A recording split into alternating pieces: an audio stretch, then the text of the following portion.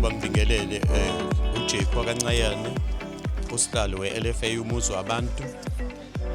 Sila eHarding namhlanje emagroundini aseHarding la kuhlangene khona ama-team ngokwesponsor esiqhamuke namahlathi.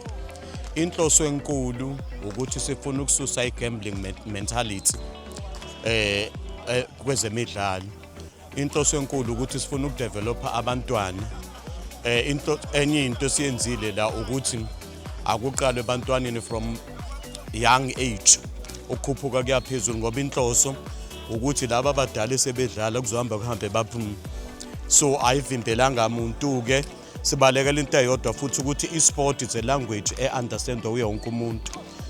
Sine netball, sine soccer ama-females, kunama different what you call age group la akhona la. The tournament siyayigqugquzela kakhulu ukuthi ayiqhubeke nokuba khona. Yenze omkhulu umsebenzi ukuthi ikhiphe abantwana ikakhulukazi ngani ngoba into esibhekene nayo kakhulu namhlanje uphuzo lolodakayo ebantwaneni na ukutholakala ukuthi bagcina benza izinto ekubonakala ukuthi azilungile nokulungisa nje imizimba yabo ihlala isesimeni abantwana.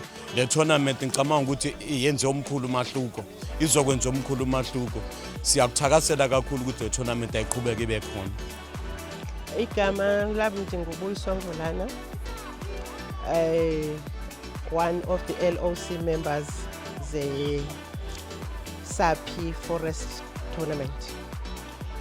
uSapi Forest Tournament uqale I think back 2022 if I'm not mistaken. Injongo yayikuthi abantu namahlathi around Harding, they wanted to plow back to the community to bebefuna uba ne-relations ezinhle ne-community because bebechelwa ngamahlathi then. So bebefuna uku-interacta babekufutshane ne-community bazokwazi ukuxoxisana nabo ngokutshiswa kwamahlathi. So since i-tournament iqalile 2022, this year iyaqala i-turn out ibe ngaka. Usually besiba ne-teams ezingo 3-4 because abantu bebengekayi-understand. So this year into eyenza i-turn out ibe ngaka is that siye sayidivida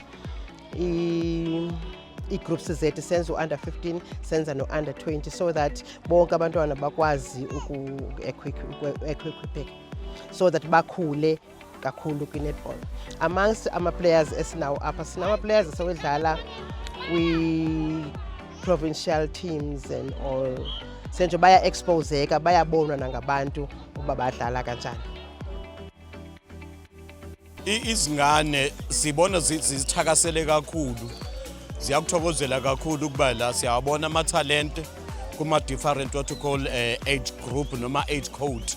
Njengoba ngishilo ukuthi kune-netball sesike umuntu ayobheka laphana phezulu abantwana abancane abaneminyaka ewu-13, kukhona abantwana abaneminyaka ewu-17 kuya phezulu. Nala inhloso enkulu esiyigqugquzela kakhulu ukuthi ama-team lamadala engathi angakwenza lokho ukuthi aqiniseke ukuthi anabo o-under 9, o-under 15, o-under 13 as well as under 19 nalaba abadala ke.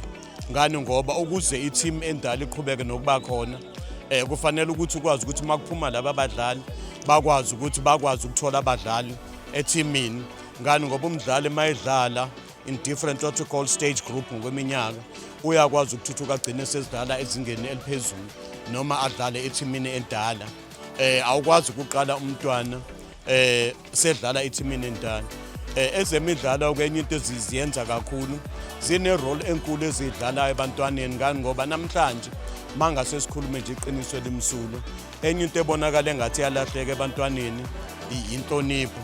So i-sport ke senza umntwana ukuthi akabe discipline across, okusho ukuthi inhlonipho enye into esahlale siyisho ukuthi umuntu ohloniphayo uyakude nomuntu futhi oziphethe kahle uyakude. I-sport ke sine role enkulu esiyidlalayo, yingakho ngisagcizelela ngisaqhubeka namanje ukuthi siya-encourage siyagqugquzela ukuthi ama-sponsors akaqhubeke nokusponsorisha le tournament, kube ukuthi i-tournament ehlala ikhona eqhubekayo.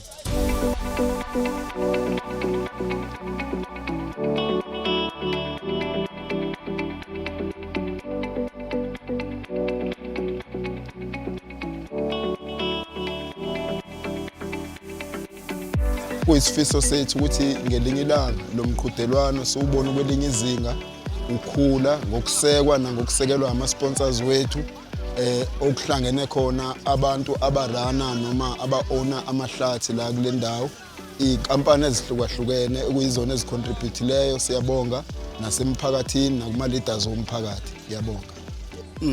So into-ke manje esiyinxusayo ebesayinselelo ukuthi sinxusa ama-team la abukekayo wenza u-32 angabi ama-team ama-club. Uba ama-club meaning akabe nama-age group ethimini yakhe ukuthi unawo under 12, 15, 17, 19, 20, 21 from a male and a female. Aphinda abe ne-ladies soccer, aphinda abe ne-netball so that i-team ibe inclusive. And by so doing, we are willing to register our team so that they get a sponsorship. That is the purpose, man. More than awareness, but ngokuthi siqhubeke kube ne-consistency sibona amanye ama-opportunities that can develop umphakathi at large now, not only sekubenefit abantu bamahlathi bebe nenkinga. Niyabona. Abantwana ba excited kakhulu, especially this year because we recently started i-league ye-netball. So abantwana biba stressa lanto badlale once xa khona i-tournament bese emva koko kuyathuleka. So now that si-introduce i-league edlalwayo ngoku ba excited kakhulu. Igama lami nguSikelela Wanciki. Ngidlalela amaJita FC. Adlala u-NFA la eHatingi. I-tournament last time yayithathwe yithina. Sahlale kahle kakhulu futhi. Na this time hlale kahle kodwa bekunzima yabo abafowethu basebenze ngawo wonke amandla bebenawo saze sagcina la sifike la sifika khona njengamanje.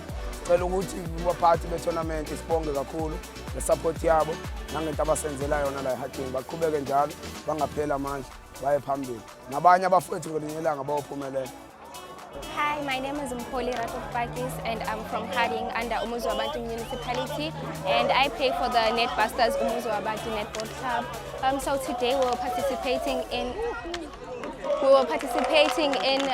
SAPI tournament which is under Umsizazo Forestry and we won and became position 1. We were so happy about that because we managed to play and be grounded as a team and we listened to the coach's instruction. Thank you.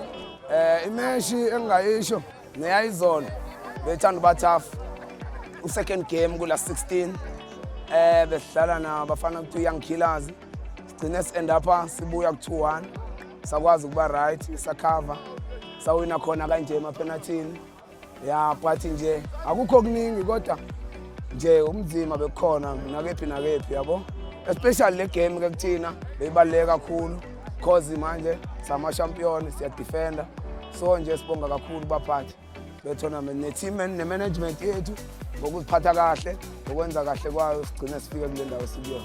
We played 2 games that followed by the final. So the final was a bit tough because we didn't expect that performance from our opponents. So I would say that it was the final.